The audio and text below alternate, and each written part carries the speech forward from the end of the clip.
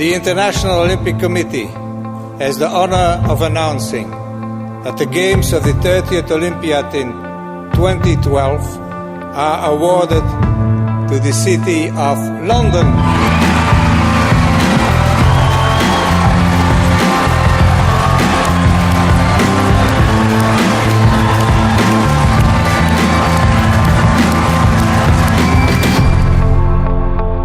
I was sitting in the front row, the sort of left-hand corner nearest to the stage, and when Jack got up on stage and his lectern and opened the envelope, as he opened up and he says that the Olympic Games go to the city of London.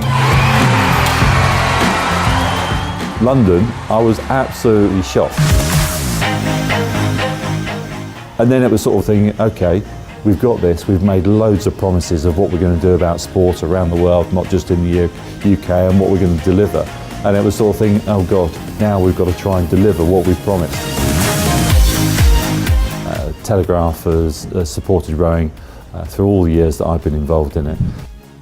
It's a paper that has got a magnitude in some ways, is that people respect the views that it's given.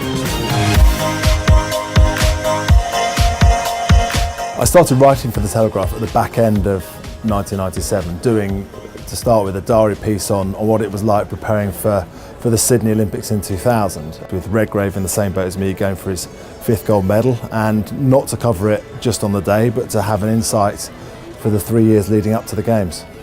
The Telegraph has a huge Olympic heritage from before I was born, through to when I was just starting out as an athlete, through to the Olympics I competed in. It was the first paper to get behind the bid. I think that the press, and led by the Telegraph, was a huge reason why we got the Olympics. Yes, it's a challenging environment. They're not going to let local get away with anything, but at the same time, there's a huge passion for getting the Olympics here and getting it done properly.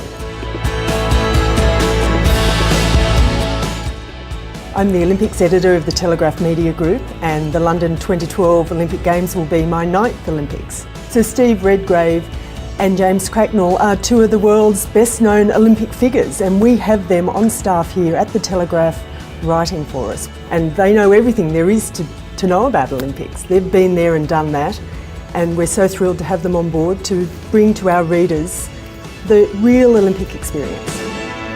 2011 brings with it so much momentum about the Games. It's a real explosion in excitement about it.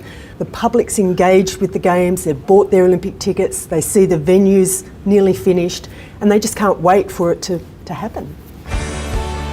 The Telegraph has had amazing access to the organising committee from day one, and since that time we've got columnists like Seb Coe, the chairman of the organising committee, the Mayor of London, Boris Johnson, writing for us. And so we've had amazing access down on the site in all kinds of weather, snow, ice, so that we can bring to everybody the progress of the park and of the Olympic Games from the beginning to the end.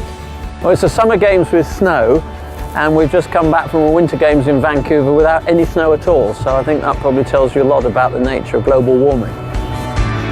I think my first assignment for the Telegraph was in about 1999. I covered the World Athletics Championships. My first Games was Sydney. I also wrote in Athens in 2004, and I think did a Winter Games too. So yeah, it's been a nice stint. I do actually remember going into the editor's office when we were trying to get the paper editorially across the line, and I have a great debt of gratitude. I was delighted that the paper I was working for took such a positive response in this, and actually really did help nudge government across the line. And it was important that the Telegraph was the first paper, not just in terms of the sports pages, but editorially to recognise that this was something really worth going for. In the mid-90s, you know, clearly a newspaper had to be commercial, but there were so many fewer platforms and so many fewer commercial opportunities that I think particularly the Telegraph has really managed to tap into now. By and large, in sport, there are very few happy accidents. You know, you basically produce in competition what you put in training. And I think that's the same in every business. Sometimes people think they're a little bit distant from the front line. In fact, everything they do contributes to the front line. Of our lives. And the world comes alive. And the world comes alive. And the world comes alive.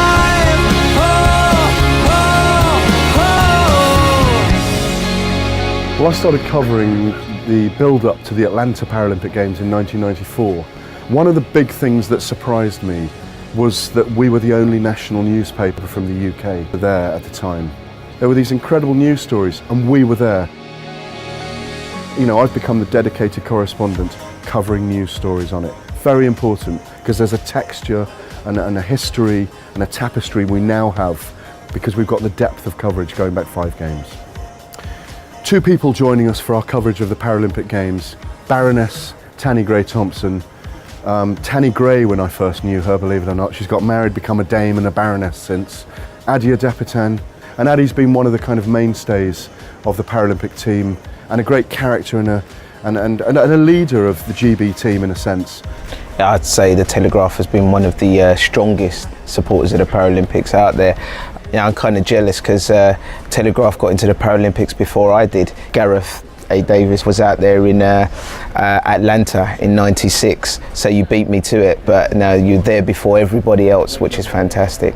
My first Olympic memory was probably watching the Los Angeles Olympics and seeing heroes of mine, people like Seb Coe, watching it on a black and white TV on a sofa in my mum's house in East London. And what I used to do is as soon as the gun would go off for the 100 metres, I'd be on the sofa and I'd have my eyes closed, pumping my arms, imagining that I was doing the 100 metres and do the 200 metres, and by the time it got to the marathon I was knackered because I'd done all the heats as well. And ever since that moment, yeah, in 1984, it's always been my dream to be a Paralympian and to be one of the best athletes in the world. The event is going to be massive, and it's hard to grasp the scale of the Olympics in a host city and host country. But I do really believe the Telegraph has got behind it, and it's going to encompass everything that we do between now and 2012. And we're the market leaders in this. It's not just hot air. At the last 2 Paralympic Games, the International Paralympic Committee, the equivalent of the IOC, has awarded the Sunday Telegraph and the Daily Telegraph with media coverage of the entire Paralympic Games. You know, we go into these games wanting to be the winners again. You can read us, see us, hear us across a multitude of digital platforms. So as we go through 2011 and 2012, you'll be able to see, read, hear all the latest news, good and bad, about the Olympics. We have television service, audio services, a range of mobile applications, and increasingly we publish everything first on the website and prioritise that over the paper. In July 2009, the Telegraph created its own internal Olympics committee with members from every department of the Telegraph Media Group to represent the Olympics best across editorially, commercially, and now we're focusing in 2011 on taking our audience on that journey to the Games and then beyond. And it won't just be the sports desk that covered it. It'll be any desk across from politics to comment to fashion that will be involved in this on a daily basis, good and bad.